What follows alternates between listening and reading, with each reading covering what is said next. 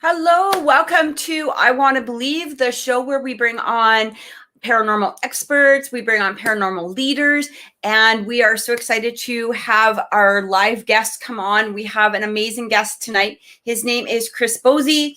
He is an author. He is a member of the Canadian Paranormal Foundation. My name is Kathy Rogers. I am one of the co-hosts of We Want to Believe. I am soloing tonight because my other two co-hosts, Peter and Linda, both were unable to join us tonight. So I'm going to get right into it, and we're going to bring on Chris. Also, I do have my own YouTube channel where I do tarot readings, and I also do live shows every Wednesday and Sunday. Wednesdays is where we do readings for our viewers, so you can come and join us on there. That channel is Oracle Intuitions. And let's bring on Chris. Here we go. Hello, Chris. Hello. Hello. How are you? I'm great. I'm good. I'm wonderful. How are you? I'm good, and thank you so much for joining me solo tonight. It's I haven't done one of these shows solo yet, so you may have to. This will be interesting. Cool. Yay! Tell me a little bit about yourself, Chris. So, what is your background with the paranormal? Well, I got involved with the group about a year ago, maybe a little bit longer. I've known Jason since we were young lads, and I had some Sasquatch stories because I've encountered Sasquatch around this area, and they were looking for a story or something. So I said, "Oh, I know, I have a couple." So I told Jason my Sasquatch stories, and and I had a recording, an audio recording of one of the howls that happened when I was way out in the bush, and sent it to him, and he's like, "Wow, can you take me there?" And I'm like, "Well, maybe." That's on the roads, right? The roads, they're like forestry roads, back roads, and they're not always, maintained at all, really. Right. So we took a day, and we went out, and it just wasn't doable that day, time constraints, and we just weren't sure of the condition of the roads. We were like, maybe not. Yeah. And so I took him to another place that I thought was good. This whole area is really, it's called a Haha'uyam, which in my language means like a sacred place, like a place where the spirits go, where it's sort of the veil between the spirit world and the human world is thin, and that's where kind of magic happens, and you can encounter a lot of interesting cryptids and stuff like that. Right. So because it's a volcanic mountain range with big giant craters and caves and all kinds of stuff. And this is in BC, right? Yeah, this is in around Kamloops, not far from Kamloops. Okay. And so we went there, and we did some tree knocks, and we found some shelters, and we found a bunch of really weird, Squatch stuff, like right off the bat. I was like, "Whoa!" So what would that look like, a shelter? Like, if you can kind of give me a sort of an example, what would you encounter in that? Like, what would you be seeing? Well, there was two. There was one that was these 3 sticks, sort of like a teepee, put together in this field, about 6 feet high, young trees. Then there was another shelter. That one was kind of not finished. It was just started. Then the other one was sort of like a big lean-to shelter in the root system of a fallen tree. And you know how big root systems, 10 feet. And we didn't notice it the first time we went past it going up in the hills, right? Yeah. We noticed a couple other weird things, like a rack. There's like this rack that we found that would be used for drying food, right? That was one of the weird things I saw. Hey, look at that. And so this is this is showing intelligence. Yeah. Like not just some, coyote or something like that. This is something that's showing actual intelligence. We also found, this was so weird. We found 3 sets of rocks in piles of different sizes, and they were all beautiful creek-worn, water-worn, water-polished rocks. Wow. And we were like 10 kilometers from a creek, and we're talking big, collections of these rocks. And I that was strange. And then a smashed cinder block, and I'm like, where would, like, this makes where no would you even get that? Right? Who would bring this? But it was like a collection, right? It made me think of like a kid, my kids, collecting rocks. But this was like way out in the bush, and like, it had purpose, it had intent, and we were just kind of like, whoa, that's weird. And so we kept going. We did some tree knocks, and we heard weird bird sounds repeating with us. Right. And I was like, let's get out of here. This is getting too weird. Like, something's going on here. Like, you could just feel it in the air. It was strange. That tense sort of. You're being watched. Yeah. Kind of a thing. And it was daytime, too. This wasn't late or anything. And this is the funny thing. This area, it's called Red Lake area. Red Lake. To me, that's where I had my first Sasquatch encounter. Right. It's sparsely populated. The valleys are like really narrow. It's impassable terrain, right? There's only a few roads up there. There's some trails, but it's not a place where people live, but it would be a perfect place for a cryptid. Right. And so if you don't mind, can you tell us about that first experience? Yeah, the first experience was I was going with my cousin. We were going up to Red Lake, actually. I think we were going to go fishing because it's a fishing lake, and it's got an island, and it's about 40, 50 kilometers out in the bush. Right. It's a good drive on a dirt road, a sketchy dirt road. Like, if you run into somebody on the road, one of you has to kind of shuffle over, and it's like cliff down one side that you don't want to break down on. Yeah. And then there's logging trucks, so it's like, crazy. So we were going up, I don't know, Saturday or Sunday, and we had to stop. I had to go to the bathroom. I'm like, you got to stop. I got to go pee. Yeah. So he stops, and I'm doing my thing, and then I look down, and I see the creek, and then I see like a sandbar-ish kind of a thing, sandy, beach kind of a thing. And I see this Sasquatch, and it's huge. Like, you could tell, I would say 800 pounds. Like, it was just a big, massive wall and it was reddish brown. And it was just standing there drinking water out of the creek. And I was like, with his hands? Wow. Okay. It's hot up there too. It's pretty dry. It's really hot. Yeah. So again, it's not something that you would mistake for like a bear or something like that. No, and just the way it was hunched over, right? Yeah. And I was like, oh my God. So I called my cousin. I'm like, Sean, take a look at this. And he looks, and he's a bit younger than me, and this was 20 years ago, and he's a bit of a yahoo, so he's like, woo. And I'm like, punch him in the shoulder, like, what are you doing? And it stands up, and it just keeps standing up. I'm like, oh my God. We're watching it, and we're both like, holy moly, this thing's huge. And it looks at us, and it just crosses the stream coming towards us. And I'm like, let's get out of here. Get out of here. Because it just strode with like this intense, like, it wasn't afraid. Right. Yeah. And it was coming towards us. I'm like, let's get out of here. So. Oh my God. Your heart must have just stopped, eh? Like, first of all, just from the disbelief of seeing it in the first place, and then, having it come towards you, it's like, okay, what movie am I in right now? Yeah. And then we couldn't turn around because this truck is huge. So we're like back and forth, like that scene in Austin Powers, just like, we finally got turned around. I'm like, let's get out of here. And so we just gunned it and got down the hill. I'm like, I'm never going up there again. with you. With you, especially. Yeah. You, Mr. Sasquatch Disturber. Oh, it was terrifying. It was huge. Yeah.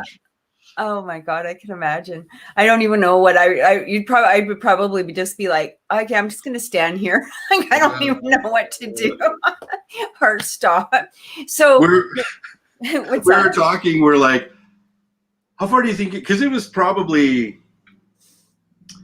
you know, if I could guess 400 or 500 feet down into the gully. Right.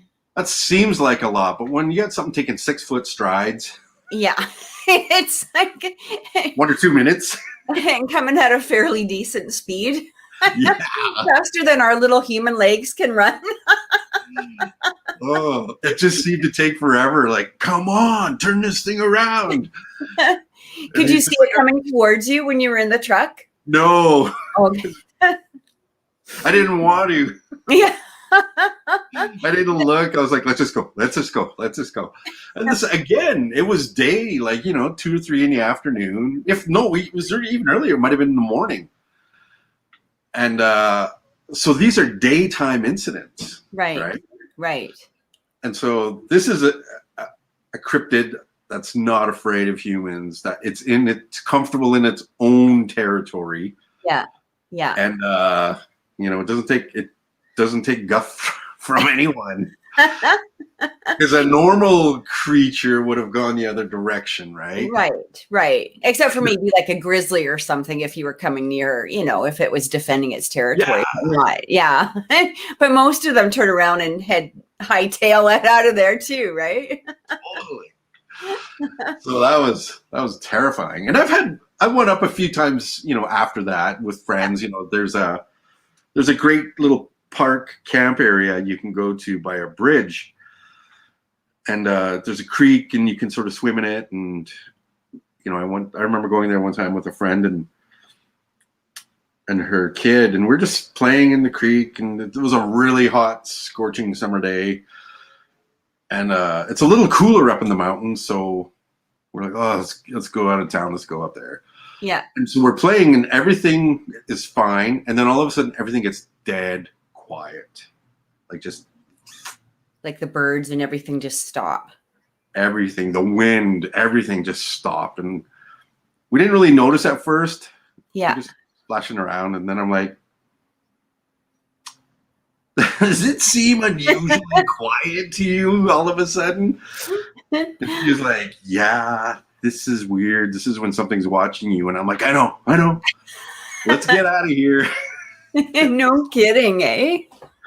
Grab the kid and we're climbing up. We were down in this hill thing, another gully. Yeah. And so we climb up this sandy thing and get to the car, and I'm just like, okay, we should go. Let's just get out of here. And it was really strange. There's usually lots of people there, right? This is the one hot summer day when there's nobody there but us. And I'm like, oh, it's just like a movie, right? Right. Yeah. It's like that horror movie that you see on Netflix. It's like, oh, here we go. So I kind of I don't like that area very much. So what happened when you and Jason went? Because you guys went as a team, right? Because you guys did, I believe you told me it was a 4. I did watch one of the segments of the series. I remember watching at least one of them. And it was a 4-part series. Is that right? Yep. Okay. Well, I told them about my experience, my solo experience up there. And again, this must have been 2012. Right. I drove up there. I had this big old pickup truck, and it was a Sunday. Maybe it's a weekend thing. Stop going on the weekends. Right. And again, it was like a spring or something, 2012, and it was kind of hot, so I'm gonna go up the Red Lake. So I took my truck, and it's a junker res truck, so I'm like, I don't care. So I just boonie bashing through the hills, like, woo! Yeah. And I get on this crazier forestry road than the main forestry road that's even more dangerous. And I go to the top of a mountain, and I'm sitting there, and I'm bring a guitar and I'm sitting and I'm playing and singing guitar and I sing horribly and I don't care because I'm in the middle of woo-hoo. Yeah. And I stop and I hear this sound. I'm like, what the hell is that? Just keep playing, singing. And I'd stop, have a drink of water. And I'm like, it's closer. I'm like, well, that's a bit weird. Are you hearing like cracking of like leaves or something? Like no, this howl. Oh, okay. Oh. Yeah. And I'm like, okay, it's closer. So I keep playing and I play a little quieter. And I'm just like, da, da, da. Yeah. And then I stop and I'm like, it's really close. And I'm like, oh, okay, that's close. So I pull up my phone and it's a flip phone. Right. Click. Yeah. And I put it up and I just hit record and I got about 12 seconds of it. And it was just, and it's close when you can record it on a flip phone. Yeah. Yeah. In 2012 technology. I'm like, I'm out of here. So I threw my guitar down in the back of the truck and I jumped over into my cab, and it's an old truck. It's a 78 Ford and it's hard to start. It's big old stick shift. And I'm like, and it's getting closer. And I'm like, and finally it just comes to life. And I'm like, put it in gear and I just bang it down the road. And I never look back, because in our culture, when you look back and if you see it and it sees you, it follows you. Right. Yeah, I've heard of that before in other paranormal stories and stuff like that. Right. So, yeah, just from my own paranormal experience, I've never had anything follow me home, but I've heard that. Don't look back. Yeah, I was terrified. Maybe it was trying to come and sing with you. Yeah, that's what I thought.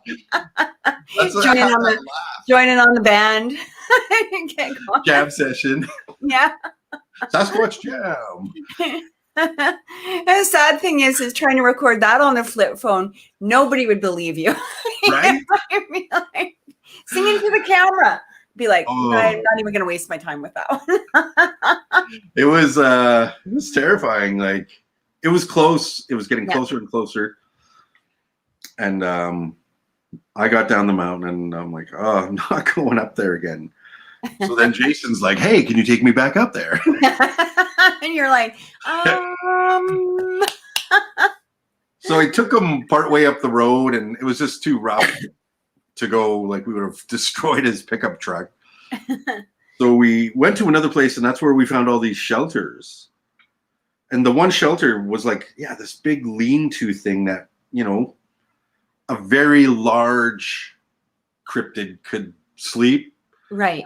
Like 3 humans could fit in easily. Wow.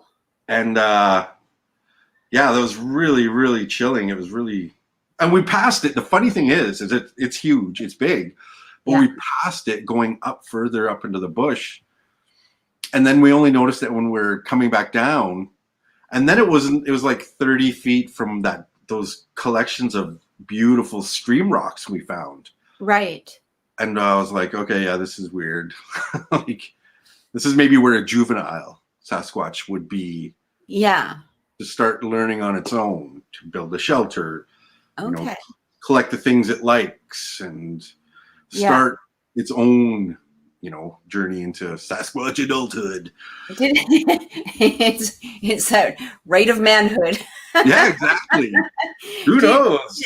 Did the rocks look like they could have been something like something that could have been useful in some way, like some sort of, I don't know, heating element, or I don't know, you know what I mean? Like maybe like the start of like a cooking pit, or, I don't know. Well, that's the other thing, is there's this dried out creek bed, and that's where we saw what looked like a drying rack. In indigenous culture, we have like drying racks for fish, right? Yeah. Yeah. So they're like a square with crossing, poles across the square where you could just dry the meat and it would wind dry and be like jerky, right? Right. Yeah. So we found one of those in the creek across this dried creek. That was the first thing we saw. And I'm like, oh, that's weird. Then we found the piles of rocks and I'm like, oh, that's even weirder. and the way they were arranged, I was like, this is like intelligent, what's going on here. So we went further, and we were pretty far out in the bush. It's like you need a serious truck to get there. Right. You can't just, and to pack all, like, I bet it was maybe 100 pounds of rocks. Yeah. Like, And who would bring that up who would bring that up anyway, right? Like, in the middle of nowhere, like 10K from a creek. So it was all done with intent. And then we found the 2 structures, and I was like, all right, what are the odds? I'm like, let's get out of here. Let's go. I'm done. Hello, I'm done. Did you go into the shelter at all? Like, did you walk inside of it, or did you just kind of walk by it? We walked in around it. Jason took some great photos of the interior, and it was really cool. We went further. After there, we went to another location, and I just, in my culture, we're guests on its territory, especially there. Like I said, it's like a ha'a'uyam. It's a sacred place. Yeah. So I'm like, let's put down some tobacco and let's make a food offering and just say, hey, thanks for letting us, come around and check out your territory, and thanks for not hurting us, and have a good day. Yeah. And so we went and did that. I did a little ceremony and made an offering to the ancestors, the Inshaitkin, and then we documented it, and we talked a bit about more of sort of cryptids and what that sort of a magical place means, and I told them in indigenous country, we don't live in those sacred places because, like I said, that's where the boundaries of 2 worlds are, and they blur, and so it's not good. It's too much energy, and it shapeshifts you, it changes you. It's too much. So we've never lived near there, but we knew about them. We would go there for our vision quests, up on the mountain, or we'd go there for ceremonies, sweat ceremonies, or other sacred ceremonies. We'd go up into that area for a few days, and then we'd get out, go back down to the creek or the lake or wherever. That was their territory, so we respected that. And they're all over BC. They're all over, everywhere. Yeah. And that's the important part too, is the respect. And a lot of people don't recognize that. Like, a lot of people, they'll hear about something like this. They want to go check it out. And then what they're doing is they're basically leaving the place in this disaster, or they're doing, these incredibly disrespectful things to land. Like, we've done, it's not quite the same comparison, but we've done graveyard tours, with groups of people. And it would be unbelievable how many people, and we removed them immediately. It was like, okay, you got to go. Like, you can't stay a part of this. Right. Yeah. But that disrespect is, people just don't understand how important it is. And, you get a lot of people that will be like, oh, I'm going to go to the graveyard. And then they're like completely being disrespectful to anybody who's there, and the guardians of the graveyards as well, right? So and they don't understand how important it is to show that respect to the land and to the creatures that live there, whether they're of this world or the next. And that's the thing, right? Is like the lack of respect. They're beings, they're creatures. They're, just because we don't understand them, doesn't lessen their value or their rights or what have you, right? Exactly. And so, it's around those places. There's not just Sasquatch. There's other cryptids. There's trees that you can go to that if you sleep below certain trees, and you can tell these trees. You look at it and you're like, that's a really big, huge tree, and it's taking all the energy from everything around it in the forest, and it's this big giant tree.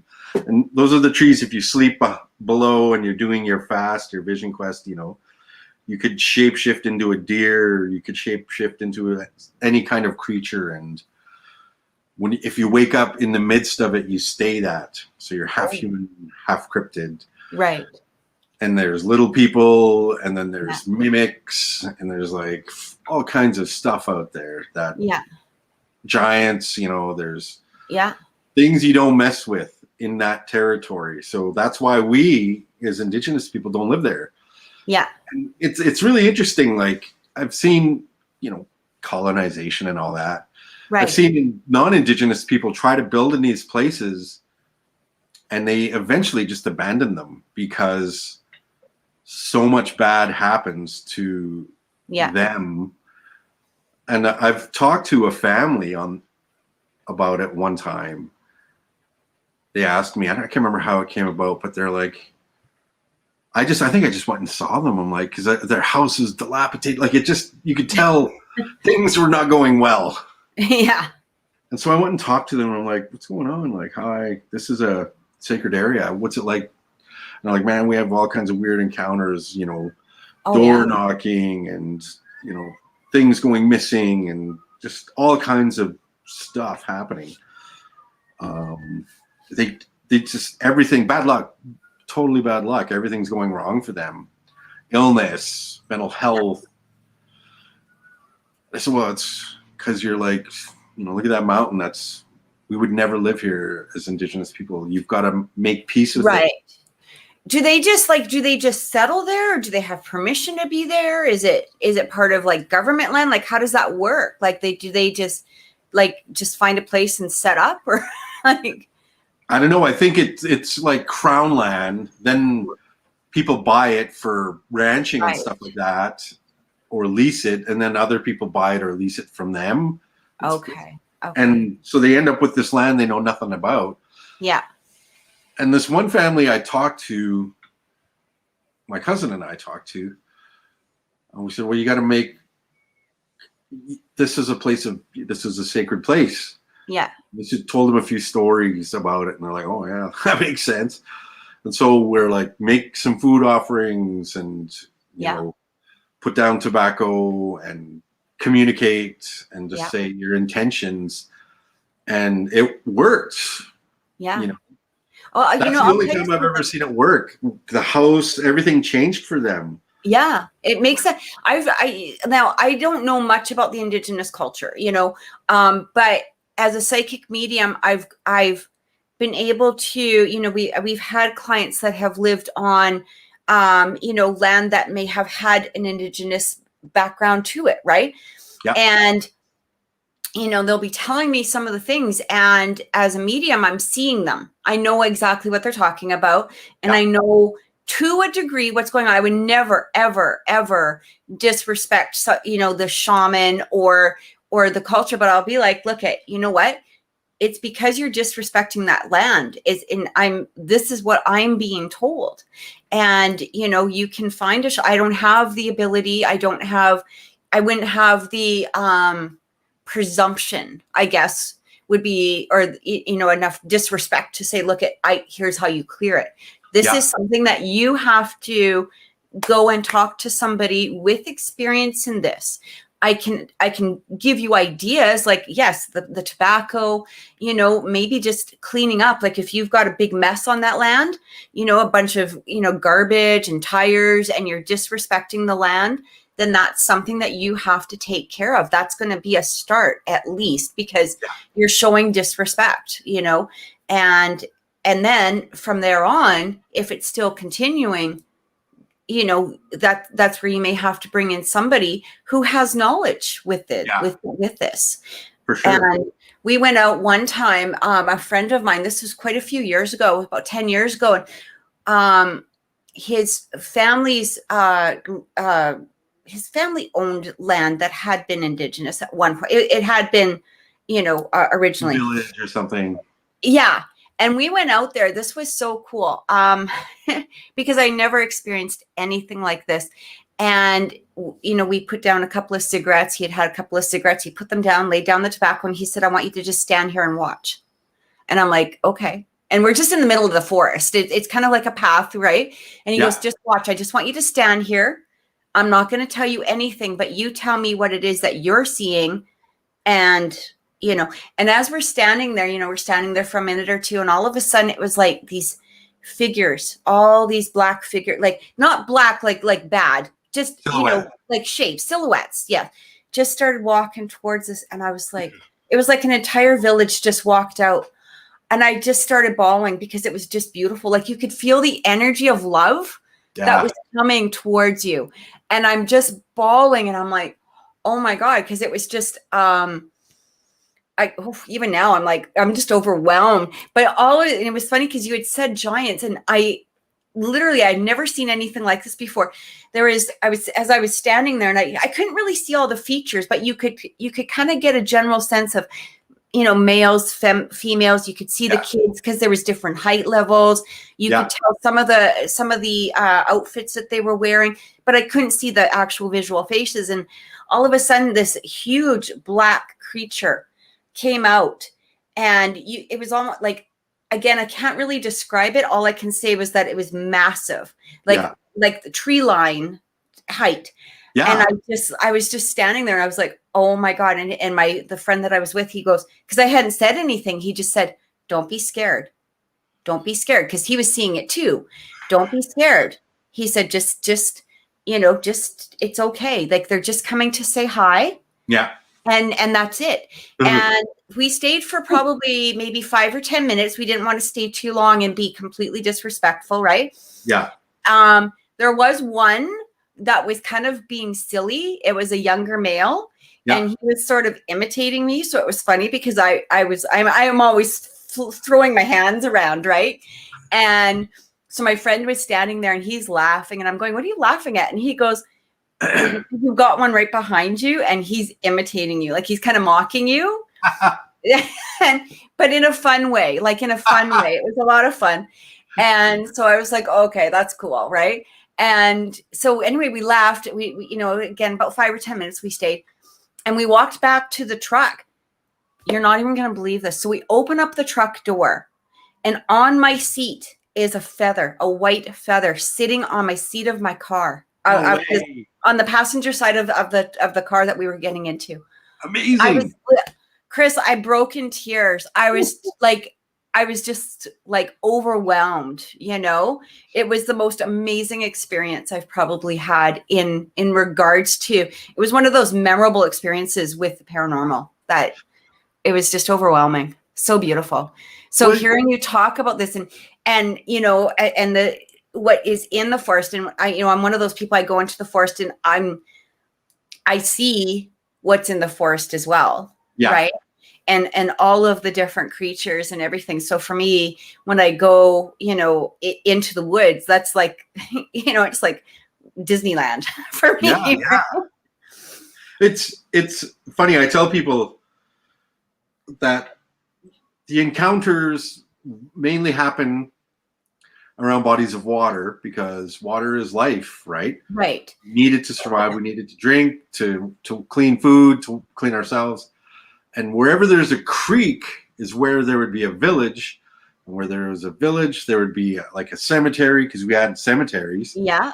And we would be there for thousands of years, right? Right. In BC, we found remains that are 10,000 years old. And so for every 1,000 years, it's about a foot of earth, slides down the mountain. Right. So when you go down 10 feet, that's 1,000 years.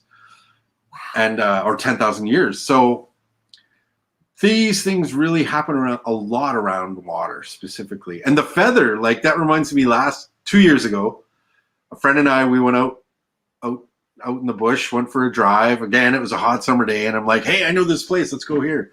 Yeah. We were gonna go to an abandoned, like old hippie commune that's not far from here. And that's another story.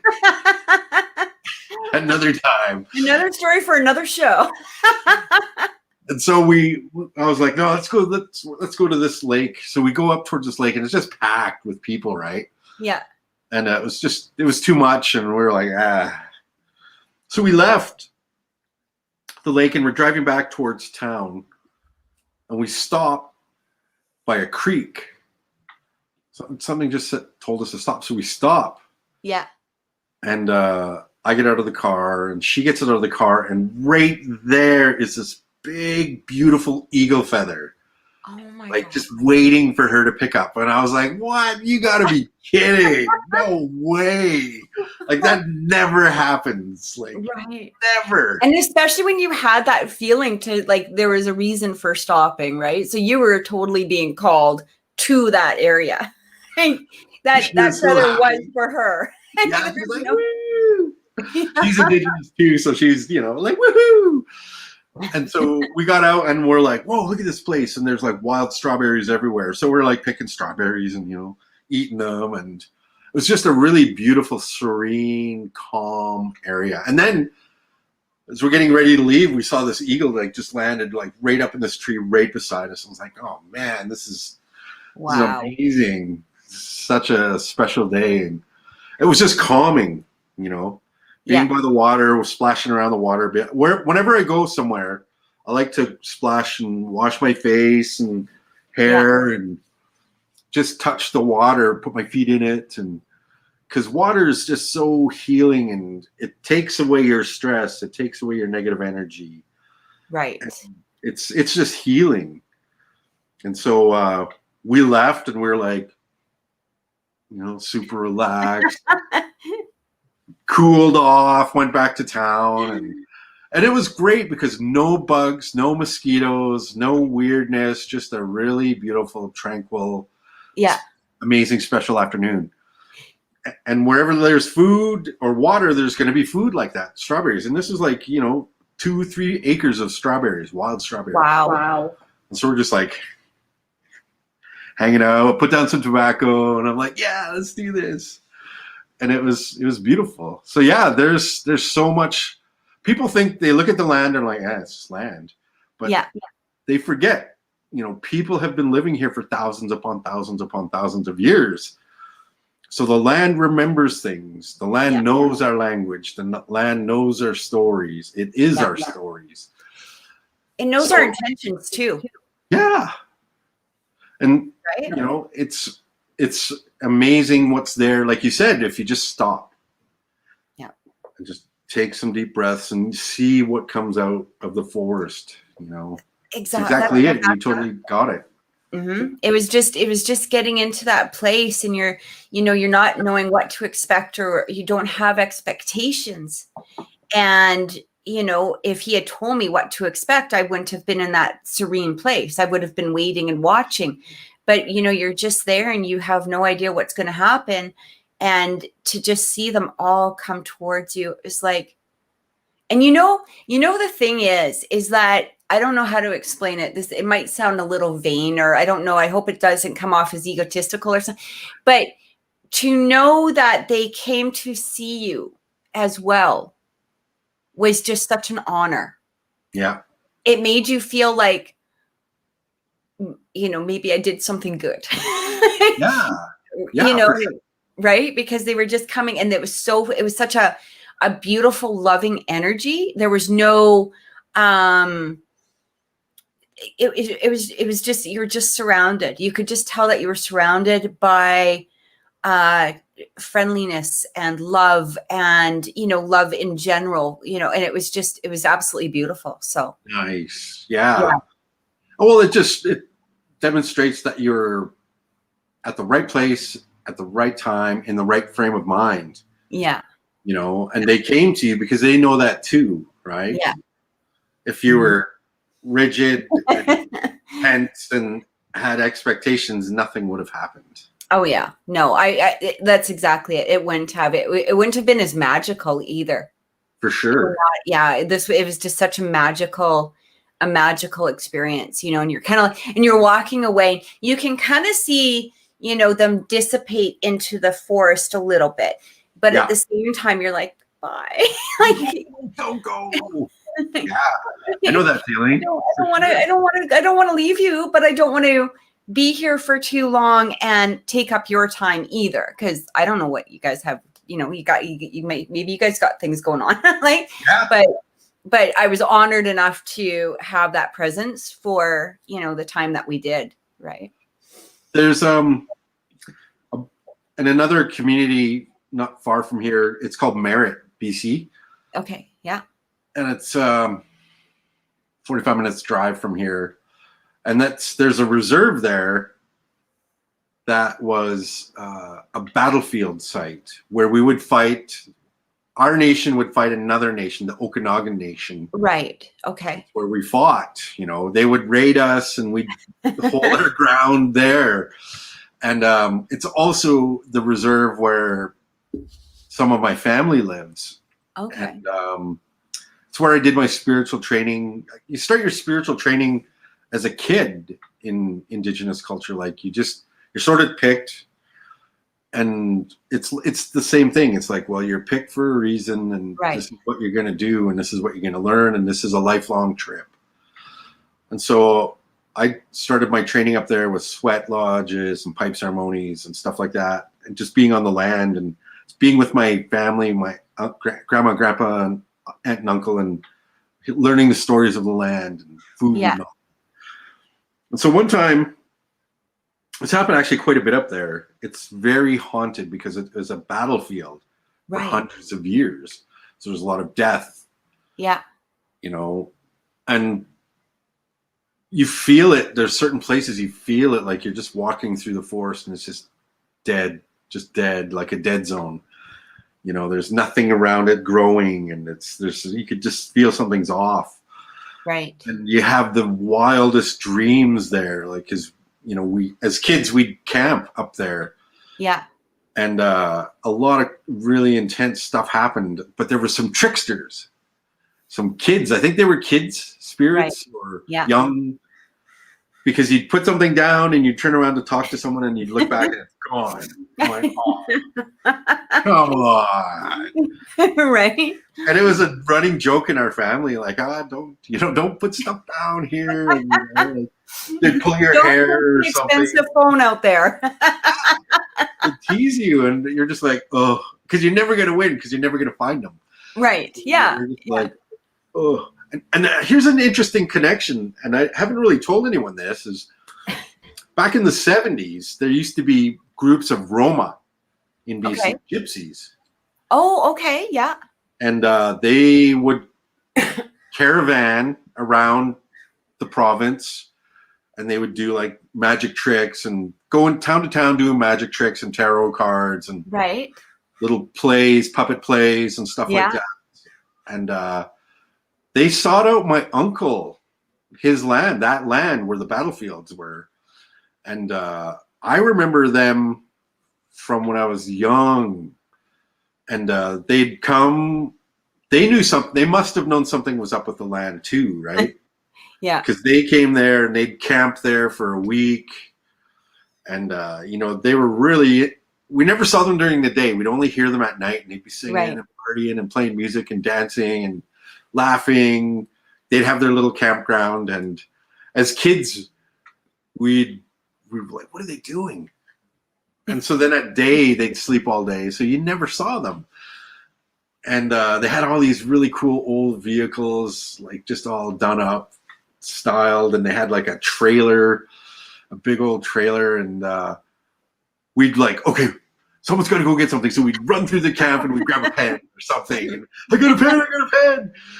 And just silly stuff. And then like, who's going to bring it back? And so we'd just dare each other to run through and bring it back and take it and bring it back. And it was so fun and so interesting. It was like a magical, interesting time. Yeah. And it makes me think, like, oh, they knew what was up. They knew something was sacred there, because out of all the places in the community they could have went, they chose that space. Yeah. And they never disrespected it. They always cleaned when they left. They were they gave my uncle money. They're like, here, take some money. And, he'd be like, nah, don't worry about it.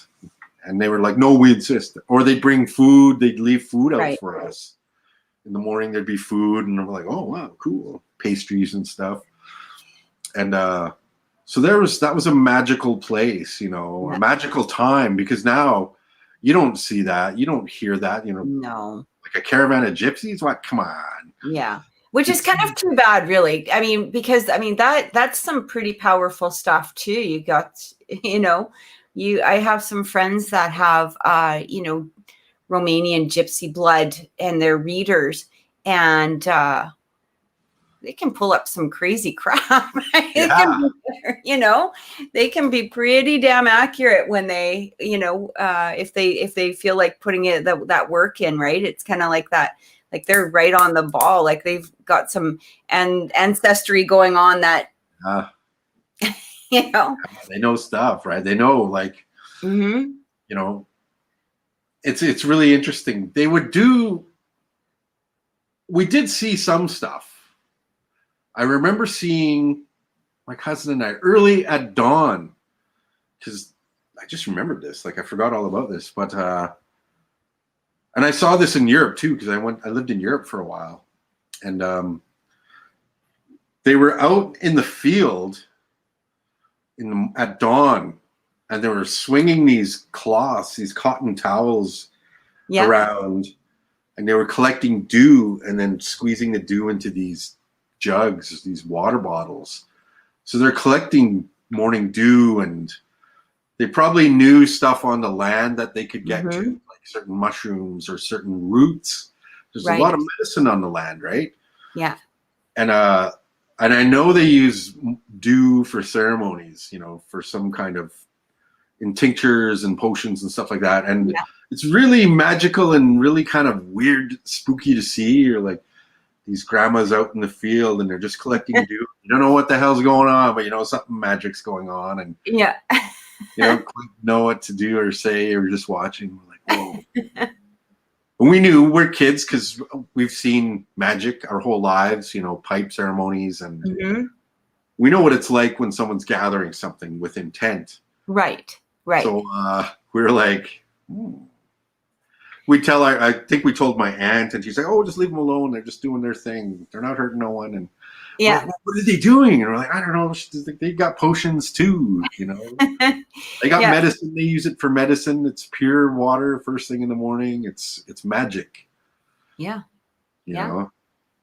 Yeah. But it not sleight of hand magic, but magic in sort of the ethereal scope of the word, where it's like earth magic. Yes. Know? Yeah. Almost like that healing type of quality that you're only really going to get when you're connected deeply to the earth, right? Totally. Yeah. And I saw that in Europe too. I lived overseas for a few years, and I saw that happen out in the country in Germany. I think I was in a small town staying with a cousin, and I remember getting up one morning and going for a walk, and I'm like, oh, see some Roma, and they're out there in the morning and collecting dew, and I'm like, I've seen this before. I know what's going on. Yeah. It was cool. It was something, you know, brings me back to my childhood and really cool, special memories, right? It would be interesting to, you know, find out I wouldn't call, I want to say recipe, I guess, but you know, to find out like what it's doing, you know, or you know, what the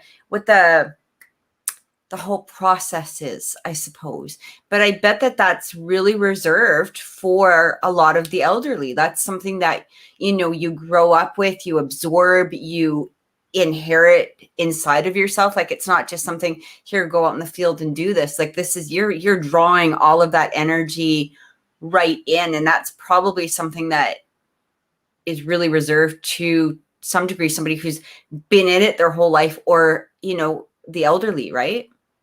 Well, I think it's about your connection with the earth. It's grounding you. It's providing for you. It's supporting you. Right. And I bet because like in Indian country, we got family songs that only family can sing. We got family, like, medicine that only family knows. Right. You know, and places to gather that. So I bet it's similar to that, you know, like, they're out, sure, a whole bunch of them were out collecting the dew, but I bet every family has their own ritual and special magic recipes that they have. And it's really cool. I really wonder, you know, I think about them time to time, because that must have been the mid to late 70s. Yeah. And I don't really remember seeing them after like 81 or 82. Right. I don't remember seeing them after that. the world's changed, right? There's no. I wonder what happened to them.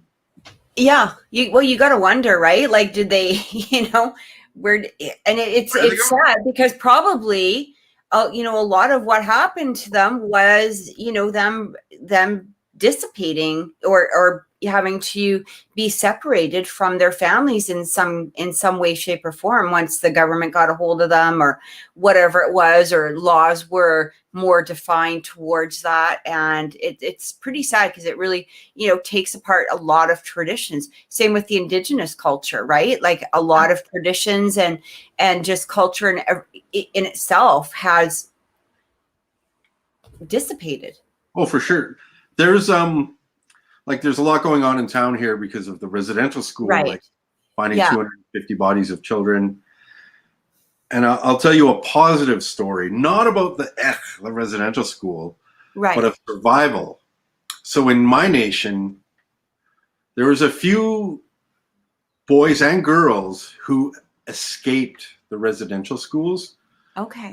And walked home 60, 80, 100 kilometers, walked like kids. We're talking 8, 9, 10-year-old kids. Yeah. In the, the 30s. That's how brave. Like, that's brave. I mean, right there. And having that sense of direction, right? Yeah, well, that too, because I know where I'd end up, but good for them. Right? But the beautiful thing about them is they had purpose, and so they were recognized to having that purpose. And so what would happen is they were taken way up in the mountains by the community. Right. And they were, I don't know if I should be telling this, is like secret Indian stuff. Everybody would be like, man, what are you talking about? I'll cover my ears. I won't hear. No. Don't tell about all our secrets, you silly. So they would be taken up into the mountains, and they would start their training as a shwuchnatm, a medicine person. Okay. A shaman, basically. And so from that age to the day they died, they were the human recorders of our history and storytellers. They were the traditional knowledge carriers, the plants, the animals, the food, all our stories, our spirituality. They were the icons of our community, and they kept it all alive. Yeah. There was a few, I've had a couple of uncles and an auntie that were that. And so what would happen is they'd go up in the mountains, and then the Indian agents would come looking for them, and the RCMP. We're looking for so-and-so. Have you seen him? No. Yeah. Don't look under that blanket. Don't let no one look that blanket. We'd say no, and they'd leave. And then they would just assume that they didn't make it. Right. But, meanwhile, they're living way up in the mountains. They've got support, adults with them and taking care of them and showing them the land. Would their parents be with them? Yeah. The whole community would take turns, raising them. Okay, basically. good. Yeah. And it's amazing. Those people, we're starting to lose them now, of course, because they're, 80, 90. And so we're trying to get the knowledge out of them. And I've had the opportunity to record and talk with some of them, and just the stories they have, because they would get told stories from 150 years ago, right? The elders back then would tell them stories. So it's like, of battles, of creatures, of creation, of cataclysmic events, like all kinds of stuff. And so I'd be trying to record it. I'm like, really? Tell me more. Just like my brain is just like getting full of all this stuff. And so that's the good thing, is we have technology now that's affordable and anyone can do it. Right. So we're really doing our best to capture that, because we've lost so much, right? What an honor, though, to be able to. I don't know why I'm getting feedback. I don't know. That's weird. Maybe I shouldn't be telling this. I'm just gonna check the. I'm not sure why I'm getting feedback. That's weird. Okay. And then it disappears. Dun, Who dun. knows? We've had some weird things going on the show, I tell you. I bet. Yeah. Yeah. Last week we had a paranormal investigator on, and it was funny because it was like my door kind of slammed. And then it wasn't on this show. It was one of my shows. That ball that was on that shelf there, it literally just fell No off. way. Yeah. So, my camera's gone all wacky all of a sudden. And so I'm now like, oh, okay. It's just things that have never happened when I've been doing live shows, and I've been doing them for a while now. Never had anything weird happen. And all of a sudden now it's all like, so I'm prepared for any technology disaster pretty much, I think, at this point. But yeah, but what an honor to be able to sit there and listen to their stories and to listen to just, I don't know. How do you even move after that? Like, you'd probably be like, okay, can you just keep talking? No, have some more water and drinks. Just food and drink. Okay, come on. Tell me more. Yeah, that's exactly it. And your face is kind of numb because you're like, oh, I've got taken so much information, right? Like, yeah. And it takes time to process. And, then you look at the land differently. You're like, oh yeah, this is the rocks they were talking about where they got these people were turned to stone for teasing this medicine person or this cryptid, this creature. Then you really start to know the land, and I'm starting to know the land now. So now I can I can tell a story from here all the way to Lytton of all the places on the land, or for here to Merritt, all the, I've got all kinds of stories to tell. Yeah. Have you ever thought about doing a YouTube series about that? Like, honestly, it would be so fascinating to go. Yeah, maybe. Yeah. My it's funny, my kids are like, oh God, right? Because they've grown up with it, right? But friends will come over, hey, let's go for a drive. And so we'll all go for a drive, and I'll start blah, blah, blah, telling a story. And my kids are like, put on their music. And, they're just like, we've heard it all, right? Yeah. So, but I love to tell the stories and share them because it really brings the land back to life. And an elder told me one time, when you're out on the land and you're telling stories or something, or getting medicine, gathering herbs and plants or food, said, if you can speak a few of our words, speak them to the land, and sing to the land. If you have a song, bring a drum, sing to the land, because the land needs to hear our voices again. It needs to remember us, and it won't ever forget us because we've been here for so long. But there's been so many voices in 200 years that ours have gotten drowned out a bit. So we need to remind it we're here. And when you do that, you can dream back a lot of our history and our stories. And so I try really hard to do that now. Whenever I'm out on the land, put down an offering of food and put down some tobacco. And it's I do it all the time. Every time I'm like, okay, I got food, let's put down some food and share it. And I show others too. I'm like, this is how you take care of the land. This is how you show that respect and show the respect and reciprocate it, because you're getting stories, you're getting adventures, you're getting good times. So give something back. And it's taking care of you, the land, right? Like, the land is taking care of you, especially while you're on it, and you're utilizing it even for that amount of time. It's taking care of you. Yeah, keeping you safe, keeping you happy, keeping you healthy. And that's important. It's something we don't think of anymore. We just take so much for granted. Yeah. We really do. We're the masters of all. And no, we're guests. No. We're just visiting. We're just passing through. Right? Exactly. Passing through. And the land will be here long after we're gone. Yeah. What is your book about? Oh. So you wrote a book. Now, you were trying to help me pronounce it, which I think I kind of failed miserably at, but you did good. Try it. Come on. Shade. Kin. In shaken. Yes. Okay. Yay. Shaken. In shaken.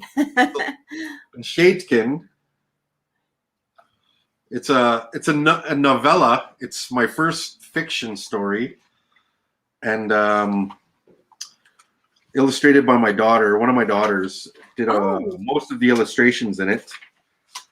Except this, I did this. That's beautiful. Shapeshifter.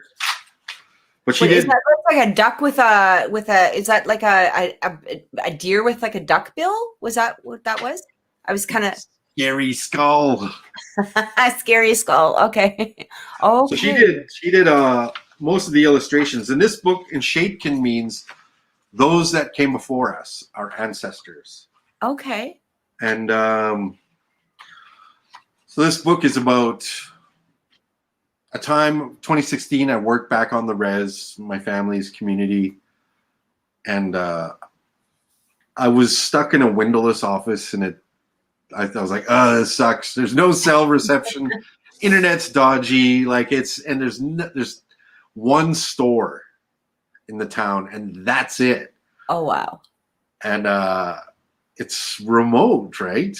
And so I was like, ugh. I'm a city boy now. Yeah. I don't go home all the time.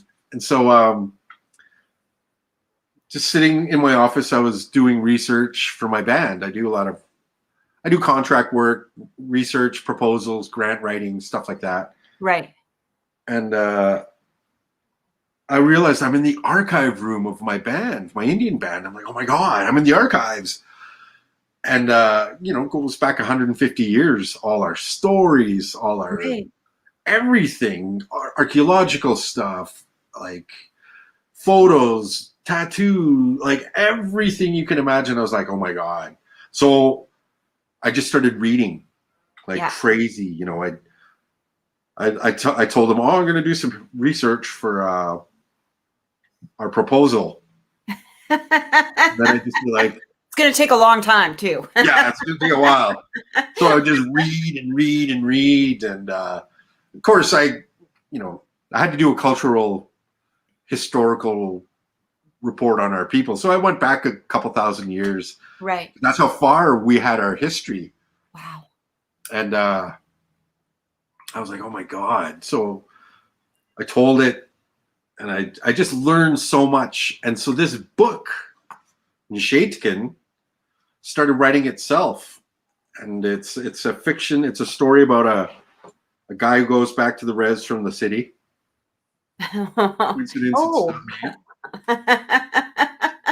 But has adventures on the land that of the spirits, of shapeshifters, of giants, of little people, of all kinds of things that happen. And it's about reclamation, reclaiming our language, reclaiming our history, reclaiming our stories. And it's a bit scary, it's a bit of a scary book. And so it wrote itself in 6 months. I was just sort of like the conduit. I wrote it, and there's a bunch of my language in it because I was on the reserve. I could get stuff from elders, right, help me with speaking. So it was a good experience to write. This book. And we put it out December 2019, and COVID, December or February 2020. Yeah. So I couldn't do anything. Like I couldn't tour, I couldn't do readings, I couldn't do anything. I was like, so I'm writing news stories and stuff like that. Is there a place that people can buy it though? Yes. My publisher is Battery Opera Books. Okay. I get something made. The ancestors are like, Chukush, you've said enough. I'll type it in the chat. Battery Opera Books. That's where you can get a copy of in Shaitkin.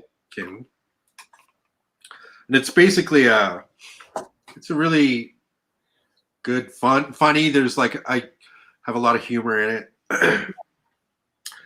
I weave my crazy family into it. And it's fun. It's a fun book. I think My kid illustrated it, so there's about 30 pages of illustrations. that's amazing. So it's kind of that little bit of a family project to some degree. Yeah, totally. I am going to, I'm just going to put what you wrote here. I'm just going to put it into the general chat for people. I'm going to put it into the comment or the live chat section so that people can see it. And hang on one second here, because apparently I can't do two things at one time. I know, me too. I'm like, the heck? That might be challenging for me today. You know what's funny? I actually really got my start with this group, that I'm the Paranormal Society here, with Pete. I have a YouTube channel, and I put music and guitar videos, and I do skits and comedies and stuff. What's the name of your YouTube channel? It's just Chris BOSE YouTube. Oh, okay. Chris BOSE. And I've got, I don't know, a few hundred videos. Awesome. And so I had this one video where I was, every day for 5 days, I was going to post 1 minute of a song online just to challenge myself. Yeah. And so I did a Tom Waits song, and then I recorded it just with the computer like now. And I had all these Christmas lights behind me strung up, along the walls and whatnot. Little ghetto ambience. Yeah. And, I didn't notice it because it was behind me, right? So, and it was broad day. It was like maybe 11 in the morning. I think I was hungover. That's why I probably chose a Tom Waits song. I'm like, oh my God, my voice. This is as good as it gets. This is how I can sing. So I did a Tom Waits song, and I didn't notice it till like the afternoon. I started editing the video. I just take the beginning and the end off, right? The clips, so you don't see me get up and do the whole. Yeah, you don't need to see my butt down and adjust and everything. Yeah, right. You don't need to see that. So that's all I edit. And so I'm watching it. I'm fast forwarding through the video, and I'm like, what the hell's going on with the lights? And the lights are going on and off with the music. Oh, no way. And these they were just like, but they weren't like those, like you can buy those now, but they were just the Christmas lights, right? Just straight up old Christmas lights, no effects, no nothing. Yeah. And the whole string of them was going, and they would get super bright and then just like go with the music. And I was like I said, I didn't notice till I was editing. I'm like, what the hell? That's spooky. That is spooky. And there's always something happening in this building. I'm in an old building. It's over 50 years old. Yeah. So I didn't do anything with it for a year or two. And then I saw that the paranormal investigators were here. Right. And so I went to the website and I said, hey, what do you think of this? And I sent it to them. And Pete got back to me. He's, out of the blue, within a day or two. He's like, that's weird. And I'm like, I told him all the stuff that happens here in this apartment. And it's haunted for sure. It's like totally haunted. So he came and they did an investigation. And then something happened. He had a health issue, so he wasn't around, or he worked. Right. He didn't get back to me for a while until I did the Sasquatch thing with Jason. Okay. And Pete picked me up. And he's like, oh God, it's you, it's Chris. I'm like, yeah, hey, how's it going? It's like, remember you came to my house and I trusted two strangers with everything and left. Yeah. And left for an hour while you guys did your investigation. And they came in with loads of gear. Yeah. Tons of gear. And I said, you guys never got back to me. Like, what happened? What was sort of the result? And he's like, well, he said, there's definitely something there because we heard responses from it. and then we heard this deep, intense growl, like just Holy shit, eh? on the microphone. They got it recorded too. Wow. So I just want to bug him again and, hey, Pete, give me that recording, eh? I Yeah. want to hear it. But the apartment I'm in now, you know, it's the same building. This the same apartment? Is this the same apartment that you were in when they investigated? No, I moved last year in the middle of a friggin' pandemic. Oh, okay. Okay. It's terrible. But I'm just 2 floors up from the original one. And my daughter lives with me now. One of my daughters. Yeah. She's like a teen, you know, a teenager. So she's been off from school because of COVID and doing homeschooling. Right. And she hears stuff, like we both hear stuff all the time. There's still something here. Like I'll hear the sound of like, you know, like a really heavy book, you know, falling like that, and I'll get up. Right. I'll go look and there's nothing. Or the cupboards open and close and dishes rattle and stuff like that. And I'm like, not today. You know, I'll say something like that. It'll stop, you know. I hear ya. I appreciate ya, but please not today. Yeah. We don't need this today. Does your daughter, how does she handle it? Is she pretty cool, or is she like? She's pretty cool about it. Like at first it really freaked her out. Yeah. So she would just be in her room and she'd lock the door. She's like, I don't like this. And then, you know, when I'm home, she's doors open and she's fine. But she'll hear something. She'll come up and she, was that you? And I'm like, no, was that you? Yeah. And she's like, oh, and we call her Pearl. Okay. Yeah. We're like, hey, Pearl. Just gave her a name, whoever it is. And so she's okay with it now, but I'll have friends come over and they're like, they'll hear something and I'm like, it's just let it be. It goes, you know, we're fine with it now. You know, it's just checking you out, seeing who you are, you know, and it happens. You know, I had a friend come over and I subconsciously was looking over by the door. I'm like, what the hell? Something kept out of the corner of my eye. And my friend's like, what are you doing? And I'm like, I don't know. There's something over there. I see something. So we both stop. And she's Indigenous too. And it just had this icy cold feeling go through both of us. We're like, whoa. We're like, somebody's here. Somebody's visiting. We're like, all right, let's so we put down some tobacco and, you know, said a couple prayers and just were like, all right. Yeah. So the next day we smudged. We did a smudge ceremony. We cleaned up the house. And I periodically find these really long, straight, thick, black hair around the apartment. Oh, really? And, well, you know, me, and my daughter's got just shoulder-length brown hair. Right. So we're like, oh, we got a visitor. And I'll find it in the weirdest place. And it's just us. It's a pandemic. Like, I don't. Yeah, it's not like you're having people come in and roam around or anything like that. Yeah. In a year and a bit, I can count on one hand how many people have been here. Yeah. Like 4. Yeah. And rare, like once a month, you know, somebody will pop in and bring me some food, some salmon or some snacks. I love food. I'm like, yeah, bring me a food. You know, bring me some snacks. You're welcome to come if you bring food. Exactly. There you go, Cathryn. If you're ever around. Hey, boo boo. There it is. So we find this every now and then. And so I've collected it. I've got a bunch of it. And I'm like, this is really weird. I think I showed Jay. I'm like, hey, check this out. Because he's come here to interview me for the Sasquatch story. And I told him about this place. And he's like, strange. That's weird.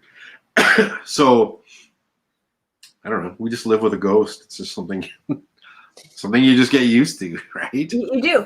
Our house is sort of like that, but it's kind of come and go. Like not come and go, or just it's been quiet, and then it has its moments, you know, where it flares up or whatever. And my son is extremely he's 16, and he's one of those kids where he's a skeptic, Yeah.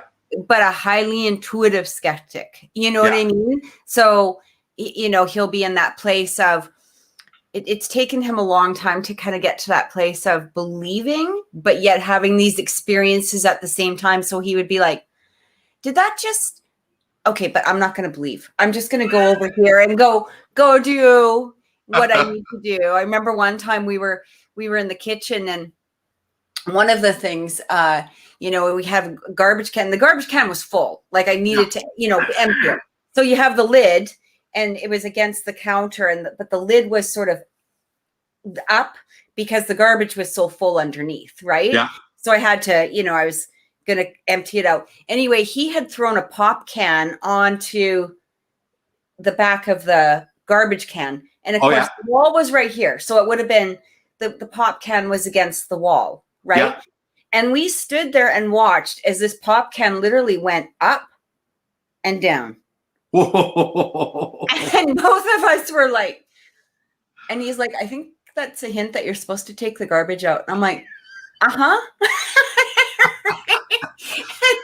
Gotcha. And then he just sort of, like, he has that moment where he turns sort of pale, and then he says that, and then he just goes back to his computer, and he's like, I'm going to pretend that nothing happened.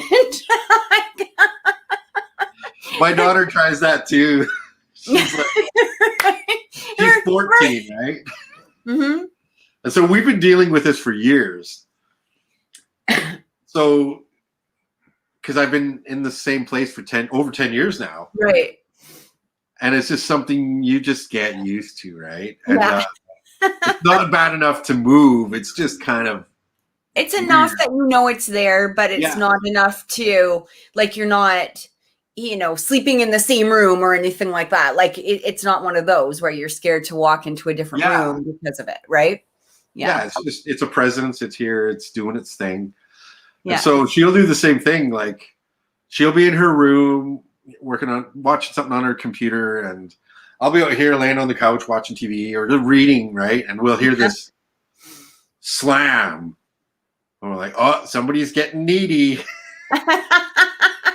So she'll come up, was that you? And I'm like, that wasn't me. And so she'll go looking. She's like, I can't find anything. And I'm like, someone wants attention. So either you give it attention or you just ignore it or just say it. So she's like, not today. Like, today. I got homework. Just leave me alone today. Exactly. That's what she'll do. I can't be giving you attention today, right? So it's that healthy skepticism, right?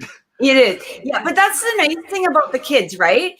Is that they're, I find that a lot of the children of the paranormal investigators, that they're in that place. They're not in that place where, they're not going to be the ones that are running down the block screaming. And, I remember I used to take my daughters when they were a little bit, my oldest one is, 30 now, but my son is 16. So I used to take the kids with us sometimes on these tours that we would go on to the cemeteries.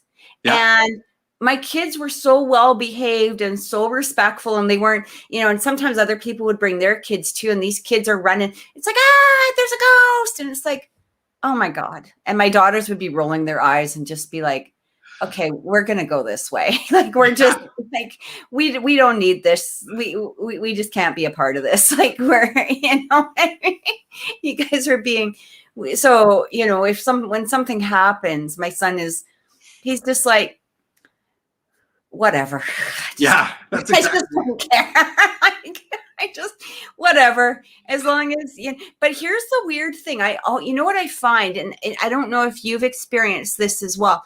One of the things that I've noticed is having that, whatever it is in our house. Okay. I feel it's very protective, not about us maybe in particular, but it's very protective of, again, the land or the home itself. And, I probably shouldn't admit this on live TV, but I've fallen asleep and left my door wide open. I might fall asleep on the couch or watching TV. And if it's a hot night, you've fallen asleep and you're like, oh, damn. I mean, anybody could have walked in, but or all the cars in my neighborhood will get broken into and mine's left alone, or there'll be, whatever is happened, but it's our house that's completely left. Like nobody touches it. Nobody, it's like, we're just blessed that way. And I've always felt like it's very protective energy, not particularly maybe for us, Yeah. but for the space. Right. And I don't know if you guys have experienced that, but and when you have that energy, you just feel, I don't know, you feel comfort, I guess, to some degree. You have the weird things that go on and you're sort of in that place of, okay, well, yeah, you get some of the bad thing. Actually, it was interesting. One time I had a, so you know how you have sometimes a smoke detector on the wall? Yep. I had I had the smoke detector on the wall, but it was sort of sitting on top of something else. It wasn't attached to the wall. It was just like on top of like a picture or whatever I had. It was just, I hadn't nailed it in yet.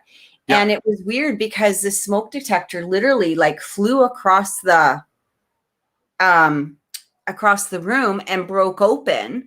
And I was like, what the hell? And I tried every which way that I could to try to imitate that, to try to get at that distance or that speed, or, to try to get it. I sat there like all day. I was like, okay, nope, it's still not going. It's not going that distance. All I'm doing is basically making it roll off, off of the thing. And I can never figure it out. And then I can't remember exactly how it happened, but it was basically for us towards something.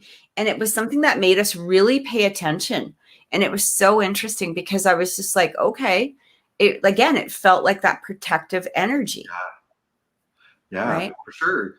We notice, like, the kids and I are really used to it. It doesn't fade us, and we're pretty respectful. And I notice when I have new guests over is when it gets active again. Yes. Right? It checks them out, right? Yeah, and I'll say that, friends will hear something and I'm like, oh, it's our ghost. Don't worry about it. It's just checking you out, Yeah. It's all good. Just checking to see if you're shady. Yes. Yeah. That's, and it's funny because that's exactly it. Like we've had, I live next to a park, and we've had, we had a funeral, not really a funeral, but a memorial at the park for one of our investigators who had passed away. So we used my house as sort of like the bathroom. I mean, if people wanted to, they could just cross the street, go up, use the bathroom.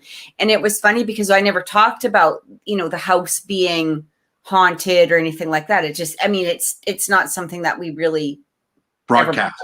You just live in it, Yeah. And I had so many people come up to me and sort of whisper, be like, oh, what's going on with your house? What's going on in your house? Like, you walk in your house and you can just feel it. And I'm like, it may not like you. And they, I may not have said that, but in the back of me, because it wouldn't bother the ones that it didn't mind.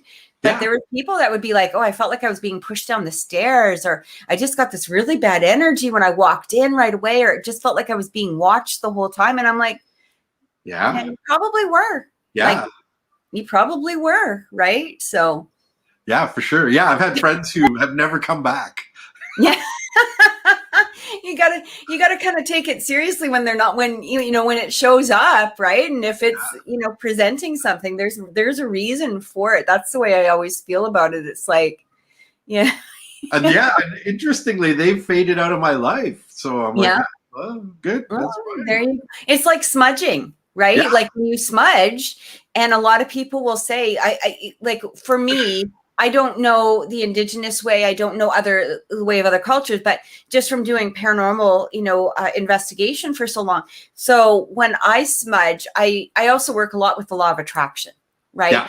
And so a lot of people will say, I'm getting rid of all the negative energies. I'm getting rid of this. And I'm like, why are you doing that? Because that's you're kind of, the law of attraction doesn't really hear getting rid of. They're just hearing this. Yeah. So when you're saying that, you're kind of just, inviting, but you also don't know. I mean, even though something may have a negative energy, it doesn't mean that it's bad. Mm-hmm. It has a darker energy, but that darker energy may be for a reason of protection too. Yeah. Right? Like if Very, somebody very was to come in and smudge my house, I'd be like, hey, dude, that's my end. That's my thing that you're kicking out. Like, you don't touch that. That's mine. And for me, it feels very protective. Right. Yeah. So I've always suggested to people, when you're smudging, just to say, I only allow peace, love, and prosperity within this space. Exactly. And it really, brought in, because this way you don't have to actually kick out negative energy. It will automatically dissipate if it's not supposed to be there, or if there's not an element of love it's bringing through. Exactly. Or peace or prosperity, right? So even if it has a darker nature, it may have the elements of peace, love, and prosperity. It's just in a different nature. So I found that when we've smudged, there's been people that have come to the house and they'll be like, I don't feel comfortable. I like, you can just see, like, it's not so much maybe that they won't say anything, but you can just see them twitching, and they're like, they don't want to be there, and they get up and they leave, and you're like, okay, bye, because I don't want you in the house either. Yeah, there's a reason, right? Right. Yeah, they're not, the energy isn't being compatible. Like, you've brought in peace, love, and prosperity is what you've asked for. So if they're entering your home with, outside of those elements, they're going to have that feeling of discomfort. They're not going to want to stay. Exactly. And it's really funny. Like, the people that have come and weren't comfortable and faded from my life, fine, that's whatever. But the people that have stayed and are used to it now, yeah, they're good. They're good. They're awesome. Yeah. And we've tried, kids, right? We've tried having sleepovers, and it just didn't work, right? Yeah. Kid energy and hyper and running around and being just kids, and that's when it's active as well. Oh, like, we hear things happening, and the kids will get scared, and I'm like, oh, it's fine, just don't worry. And the phone parents, oh, you got to come get your kid. They're freaked out. Why? Oh, my place is haunted. It's a long story. So sleepovers don't really work here. Yeah. But my kids, it doesn't bother my kids. They're used to it. They're fine. They're comfortable. They'll. Yeah. It's no big deal to them. No, because you grow up with it. And, it's like a lot of things when you're taught this from, an early age, or when it's something that you've grown up with, it's not something that's going to scare you anymore. I've got 3 of my own kids, and they're all like, whatever. Yeah. there's like, they don't care. Like, nothing phases them really anymore. They're just, it's like, they don't understand why people are getting so freaked out, or why, they're behaving the way they do. They're just so chill with it, because it's just a part of their essence now, really. Yeah. And it's really good. It's positive, because they become really good, like, room readers. They can go into a room and they can read it. Yeah. Tell who's who and what's what, and they can see their energy, and they're just really intuitive and in tune with themselves. Absolutely. As well as what's going on around them. And I love that. Yeah. Like, that's fantastic. That's a added bonus of it. They become really intuitive, sensitive people. Oh, absolutely. You can't, you can't teach that. You just live it. You live it. It's lived experience. It becomes such a part of you that it's, it's like anybody who even starts entering into that spiritual realm or spiritual awakening, or whatever you want to call it. It's like, once you head in there, you can't really head back. Yeah, exactly. My son has friends over, and they play video games, and because games are so engrossing, they're just really caught up in it. Yeah. Nothing really phases them. But there's a couple of friends that are like, oh, your place is weird. Like, and they're just like, what's up with this place? It feels like I'm being watched. Yeah. And you're like, it's haunted, we call it Pearl. We don't know if it's a woman. We think it's a woman, and Yeah. and so their friends are like, just the ones who do come back are like they're okay with it. My daughters not so much because they're younger. You know, they're Right. really teens, 14, 13, and so that they're not quite there yet. They're friends, so we just I don't know. It's really it's a protective feeling. Yeah.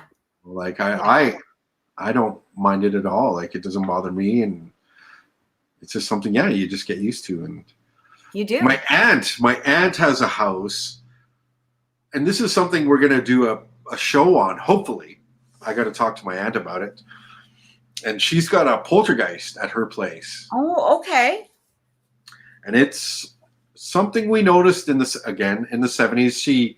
It's like the movie Poltergeist. It's one of those slapped up subdivisions out in the burbs. You know, like they don't know the history of the land, and they just built those houses, right? Like just overnight. So she's in a house like that, and it's nowhere near water. It's like nowhere we traditionally would have lived as Indigenous people. There's nothing there. It's a flat piece of land. And so there's this poltergeist there that we noticed as kids, because the parents would be out. She has a big garden, so the parents would go out gardening, and we'd go out too. And of course, as kids, we'd be like, let's go back inside. Yeah. You know, we'd sneak away from the garden because the adults would start yapping and ignore us. And so we'd take off and go back into the basement, and we'd watch cartoons. Right. And so then we'd be, a bunch of us kids watching TV, and we'd hear somebody upstairs. We're like, oh no, we're going to get in trouble. So we'd turn off the TV and hide, and there'd be nothing. Or we'd hear something come down the stairs, and there'd be nothing. Yeah.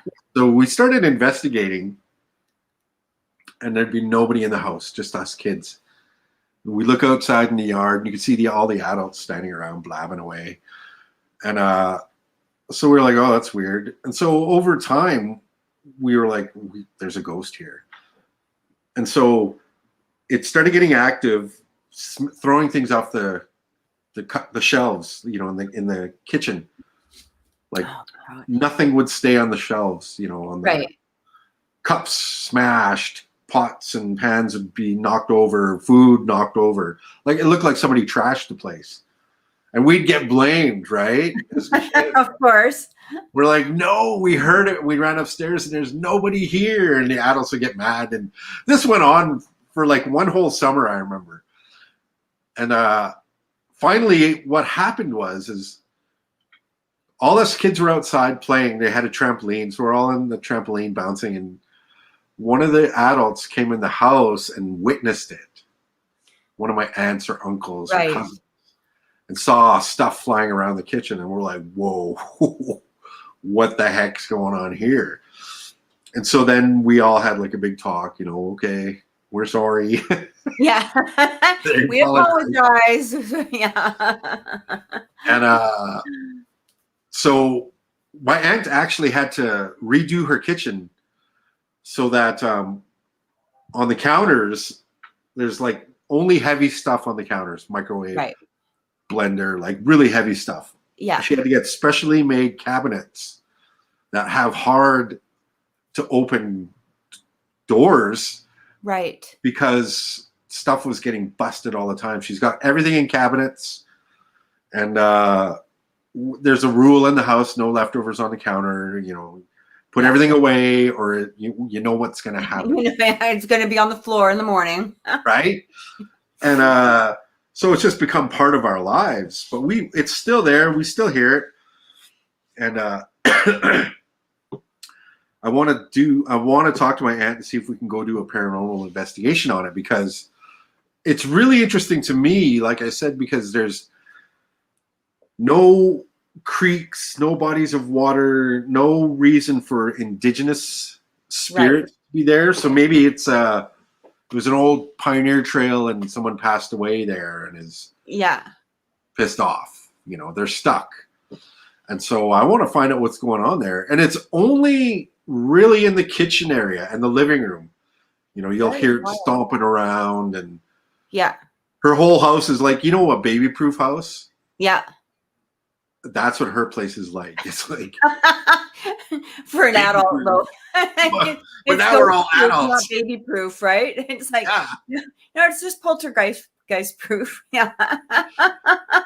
And we're just Imagine going to Canadian Tire for like, you know, those locks on the cupboard. Oh, how old is your baby? No, it's a poltergeist. Just yeah, it's a ghost. I don't know. Pioneer days, 100, 150 years old. yeah. He's old. Trust me, he's old. So yeah, she had to get her kitchen redone. The living room and the kitchen area and the dining room area is all like poltergeist proof, just because so much stuff happened for a number of years. Yeah. And then I haven't been out there as much, but I know it's still happening because I'll talk to my cousins. I'm like, so is it still happening? And downstairs there used to be stuff that happened downstairs. She has this really creepy crawl space, and God, as kids we all hated it. So there'd be canning and preserves. Oh, go get some cherries. Oh, go get some salmon. We're all like, done it. And whoever was last was like, oh. They'd have to go into the creepy crawl space and like get the food and come back out. And we all had this ritual where we'd run up the stairs as fast as we could. Quick before the light turns out. Because the light would turn out downstairs behind us. All the lights. It was pretty crazy. It'd be interesting to see either an investigation or even if she allowed you guys to put cameras in, you know, for like 24 hours, like just set up the cameras and let them run for a while. That would be amazing. Yeah. Amazing. Right. Yeah. And even if you were able to catch some EVPs, like, cause you know, maybe you get an idea of what it was. What's going on there. Yeah. Yeah. It's really interesting. And it's just something, we all grew up with. We're just like, Yeah. You know, we're just not fazed by it. No, we had a house like that too. Like before we moved to before I bought this condo, I had a house like that as well. And it was, but ours was like you know, when I talk about everybody staying in one room, that was mine because and it was crazy. It just got to that point where my daughter, even she was just little at the time. One of my daughters came out of her bedroom and you could see she was like probably about 4, I guess, at the time, pure white, and she was shaking. And she's like, "There's somebody jumping on my bed," and I'm like this is how it, you know, dramatic it was getting. And this was back, you know, when we still had VCRs, but you know, we had the old videotapes, right? And I remember, you know, because she was like Velcro attached to my leg, you know, because nobody would go anywhere by themselves. It was pretty much like, hey, we got to go to the bathroom. Everybody was like, there we go. The whole squadron goes. And I remember, you know, I was getting ready for work one day and we heard some noise coming from the living room. I just sort of assumed it was the dog. And, you know, she was like, you know, in the bathroom with me, sitting on the edge of the tub while I was getting ready, and she was reading or whatever it was. And my other daughter was at school and heard some rumbling around in the living room. And you just sort of assume it's the dog or whatever, and go out there. And the videotapes are literally like stacked on top of each other. And she's just like, I don't think, because we called the dog's name was Bushy. I don't think he did that. And I'm like, yeah, it's time to go to school. Okay, let's go.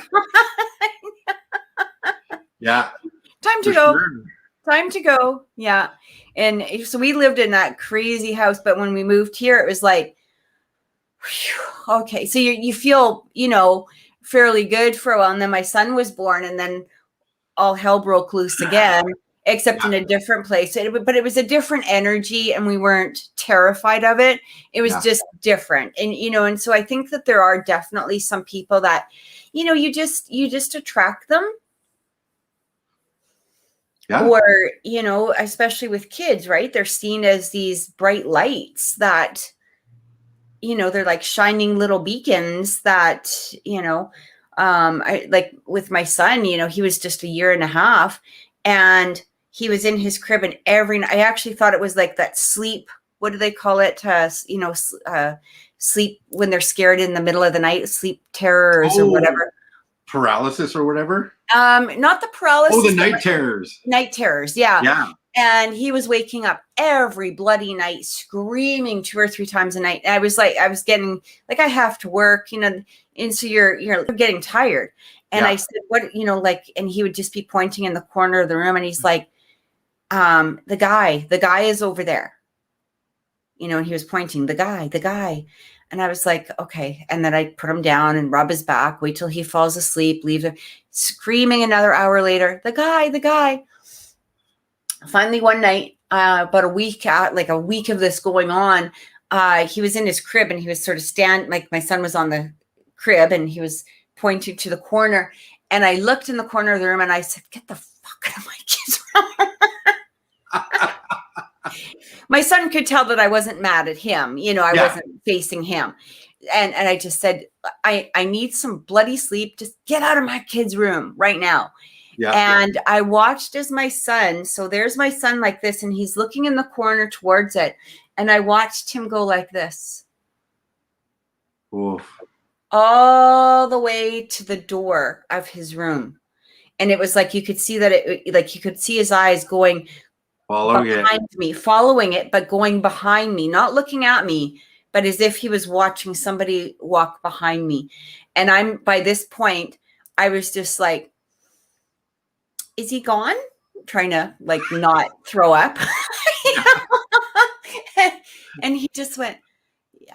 And he laid down and he went to bed, and that was the end of that. But there was times where I'd be giving him a bath, and, my back was towards the door, and he would look around and go, who's that?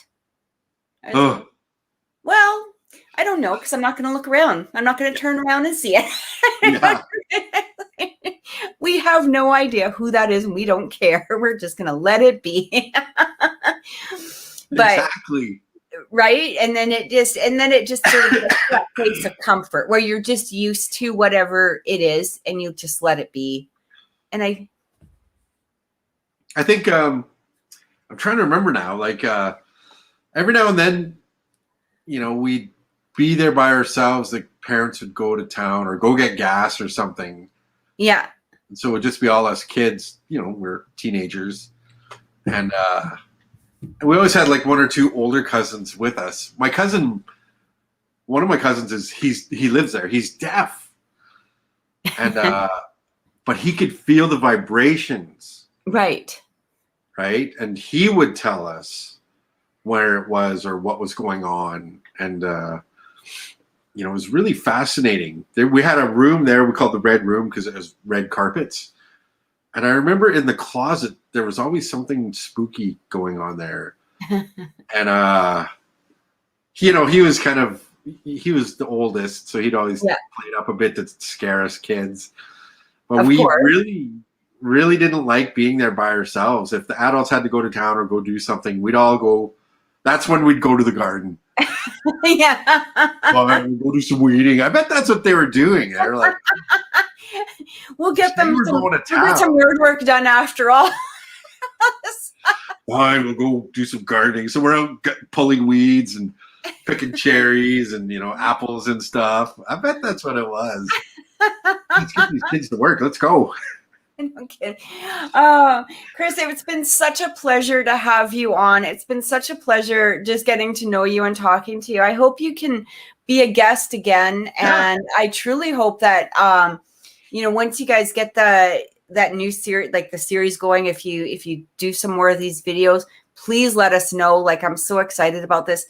And for Chris's book, batteryopera.books.com. And I did put it all into the live chat, so you guys can take a look at it if you want to purchase it, if you want to take a look at it. Chris, thank you so very much. You bet. Cook's Jam. Thanks for pleasure. Thank you. Bye-bye. Have a good day. You too. Take care.